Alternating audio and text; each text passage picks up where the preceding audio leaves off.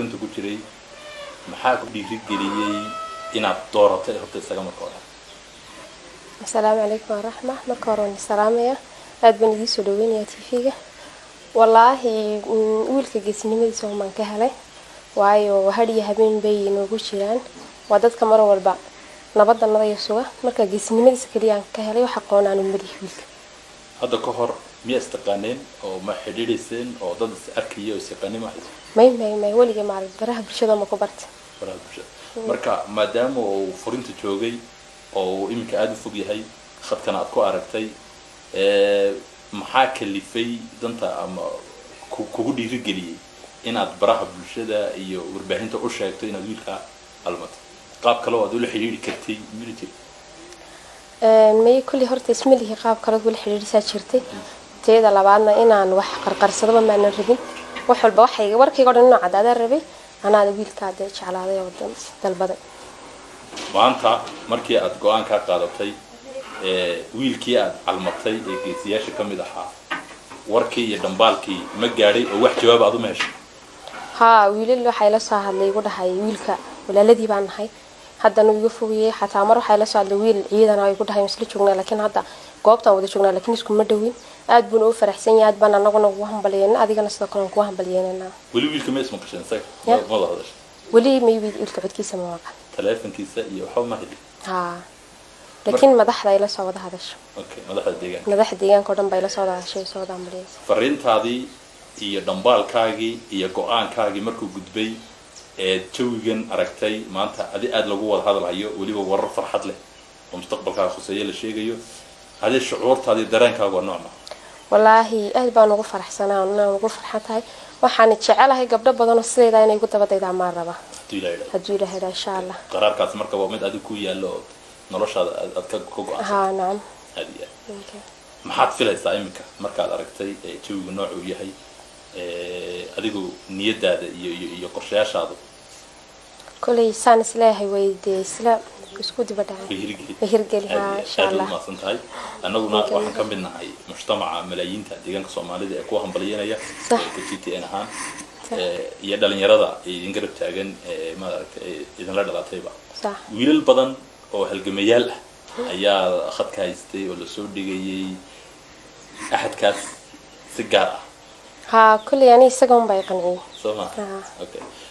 marka halganka iyo nidaamka laga yimaado inta uu ku qanciyay soo halganka ugu qanciyay wax kale oo si gaar ah ugu xulatay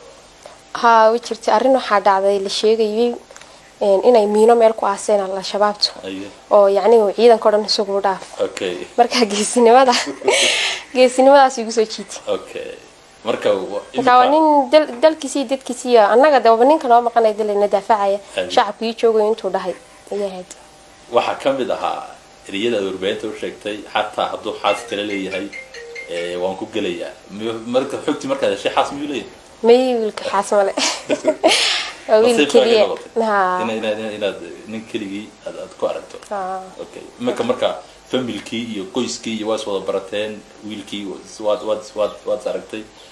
telefonkiisii dadka aad soo xidhiidhsan telefonkiisii inaad hesho ama kaaga u helo maxaad suurtagas leedahay ma insha Allah waxay la soo hadlay korneelo badan iyo hogaamiyooyin badan waxay ugu dhaheen adoo wax yar ka bacdi adoo dhowrka laba cisho la saddex ka bacdi waan imaanana ugu dhaheen hada oo galbaan ku jirnaa hada wiilkii inuu la joogaa bay ugu dhaheen marka ma kugu dhibnaa maana ku dhaay ugu dhibnaa sarkeena wiilku adu Bambaas ba joogtaa wiilkuna wuxuu joogaa furinta oo halkan buu ku jiraa jigjigana waa caasimadeennii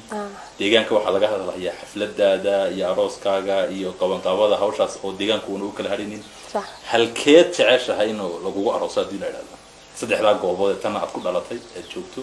furintiina isagu joogay meeshaad ku xalmatay oo tahay hawlgalkiga jiray jigjigana caasimadeeda kale caasimadeena waa jigjiga insha Allah hadiya shuuinta Soomaaliyeed farinta ugu dambaysa iyo gabdhaha facaaga ah ee walaalaha ee Soomaaliyeed farinta ugu dambaysa oo diraysan wallaahi waxaan leeyahay hasameeyana arintan sameeyo kale gabdhaha dhan si fiican dalkeena iyo ciidankeena gaarka xoogan iyo booliska aad baan u jeclay nolosheedina waan jeclaa ciidankaanu hadaba ma aha laakiin wiligeeba ciidanka waan jeclaa waxa la eeday gabdho badan oo sayda wiilasha saasoo kale ha u sameeyaan ani hadda wax cilada ay haysatay ma jirto oo wiilka ku galis leh gabadh yar baan nahay caafimaad qabta ilaa 6 ilaa dhameystiray calaflaanimo ay soo toban wiil baan la sheekaysaa laakiin anaga geesinimadiisa wiilka ka hela gabdho badan waxaan jecelahay in saasoo kale uga helaan wiilal badan wiilasha aad la sheekaysanaysa maxaa arno taas wala hadda kama sheekan karay nagara la ahada ya nagara la ahada kulay daha waxaan u maleynayaa dad kale inay gaar la ahada marjiina ay wili midna ma kula soo hadlo ma ku yiri manay waxa talabada qaad isma mii waxaan malaha waa indhahayga wiil igu dhaway jirtaa laakiin de ma bixin aad ma san tahay taasi waa muna oo maanta ay maalinkeeda tahay mar kale iyaduna halgamaaga ay dooratay iyaduna waa halgamaa kale oo go'aan adag qaadatay aad ma san tahay idinkuna aad ma santiin anagana waxaan farxad noo ah gaar ahaan anigu Axmed Awga ah inaan guriga muna ku sugannahay magaalada Bambaas aad dad muna ma san tahay wareysiga noo golaatay sidoo kale walaal kale waa guulaysan inta in ka badan insha Allah